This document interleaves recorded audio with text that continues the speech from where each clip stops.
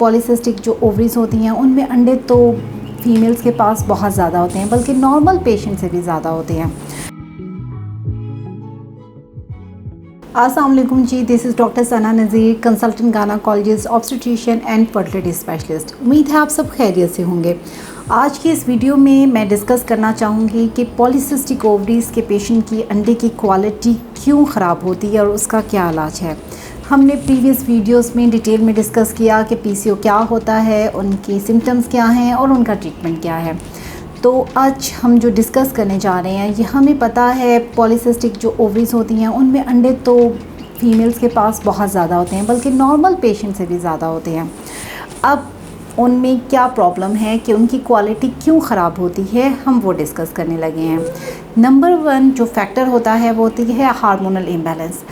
Normally polycystic ovaries में क्या होता है कि जो हार्मोन मेल हार्मोन होता है वो थोड़ी सी ज़्यादा क्वांटिटी में होता है, जिसे हम टेस्टोस्टेरोन कहते हैं।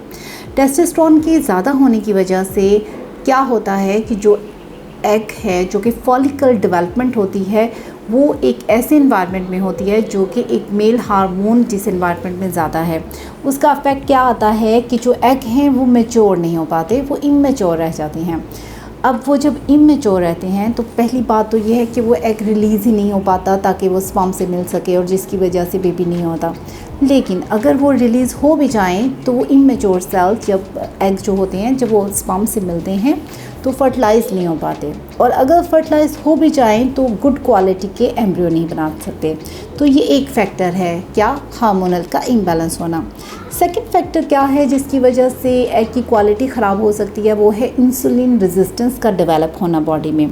Insulin actually very important hormone, वो बाकी सब तो बहुत सारे फंक्शन करती हैं, उनमें से एक फंक्शन ये होता है कि वो जो ब्लड सप्लाई अंडे दाने को और स्पेशली अंडे को ग्रो करने के लिए ज़रूरी होती है, ब्लड सप्लाई, वो नहीं हो पाती अगर आपकी बॉडी इंसुलिन को यूज़ नहीं कर पा रही, जो कि मेन फैक्टर है कि अंडा मैच्योर नहीं हो पाता, ग्रो नहीं हो पाता, और फिर हमें इन रिटर्न जो है वो अच्छे एम्ब्रियोज नहीं बन पाते।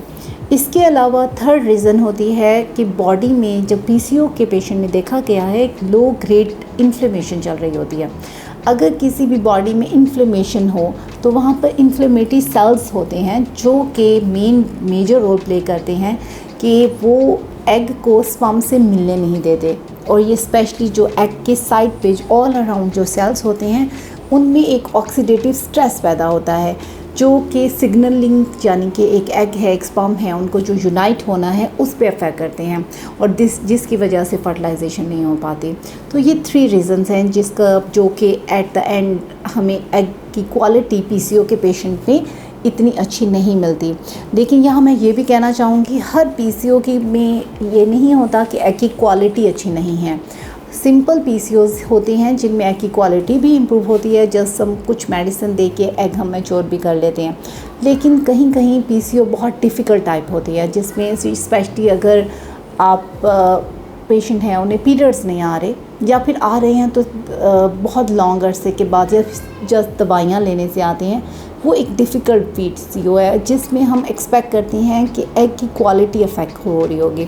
तो उसके लिए हमने करना क्या है, सिंपल जो मैंने आपको 3 चीज़ें बताई हैं, हार्मोनल इम्बैलेंस उसको ठीक करना है, सेकंड बॉडी में जो इंसुलिन की रेजिस्टेंस डेवलप हो रही है उसको ठीक करना है, जो, और थर्ड अगर इन्फ्लेमेटरी सेल्स प्रोड्यूस हो रहे हैं तो उसको भी कंट्रोल करना है। अगर ये तीनों चीज़ें हम ठीक करेंगे तो हम एग की क्वालिटी इम्प्रूव कर सकते हैं पीसीओ में।